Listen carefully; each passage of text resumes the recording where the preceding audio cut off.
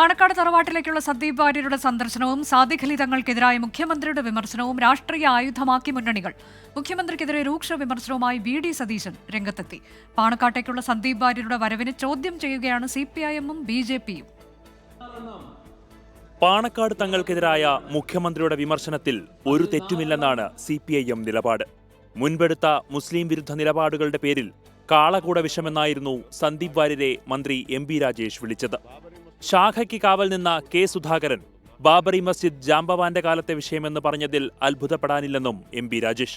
ആ നിലപാടുള്ള സുധാകരന് ബാബറി മസ്ജിദ് പൊളിച്ചതിൽ ഇപ്പോഴും ആവേശം കൊള്ളുന്ന ഹരം കൊള്ളുന്ന സന്ദീപ് വാര്യരെ പോലുള്ളവരെ സ്വീകരിക്കാൻ കഴിയുന്നതിൽ അത്ഭുതമില്ലല്ലോ. ഇതാണ് കോൺഗ്രസിന്റെ മതനിരപേക്ഷതയോടുള്ള ആത്മാർത്ഥതയില്ലാത്ത കപടമായ നിലപാട്. ഇവരുടെ എല്ലാം വ്യാജമാണ്.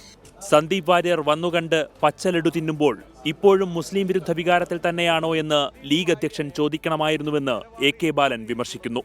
പാണക്കാട് തങ്ങളെ മുഖ്യമന്ത്രി അധിക്ഷേപിച്ചത് സംഘപരിവാറിനെ സന്തോഷിപ്പിക്കാനെന്ന് VD സതീശന്റെ മറുപടി. പിണറായിയുടെയും K സുരേന്ദ്രന്റെയും ശബ്ദം ഒന്നുപോലെയെന്നും പ്രതിപക്ഷ നേതാവ്. സംഘപരിവാറിനെ സന്തോഷിപ്പിക്കുന്നതിന് വേണ്ടിയിട്ടാണ് ഡൽഹിയിൽ ആദ്യം PR ഏജൻസി വഴി കേരളത്തെക്കുറിച്ചുള്ള അധിക്ഷേപകരമായ പരാമർശങ്ങൾ നടത്തിയ ഒരു ന്യൂസ് ലെറ്റർ നൽകിയത്. അതിന്റെ തുടർച്ചയാണ് ഇന്നലെ പാലക്കാട് വന്ന് തങ്ങൾക്കെതിരായി നടത്തിയ അധിക്ഷേപകരമായ പരാമർശം. സത്യത്തിൽ അത് സംഘപരിവാറിനെ സന്തോഷിപ്പിക്കാനാണ്.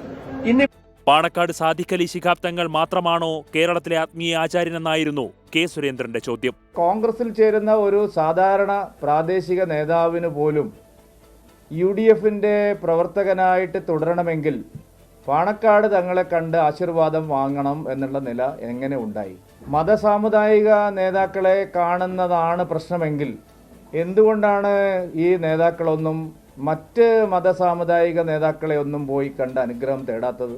പ്രചാരണം അവസാനിക്കാൻ മണിക്കൂറുകൾ മാത്രം ബാക്കി നിൽക്കെ വിവാദങ്ങളും ചൂടുപിടിക്കുകയാണ്. 24 പാലക്കാട്.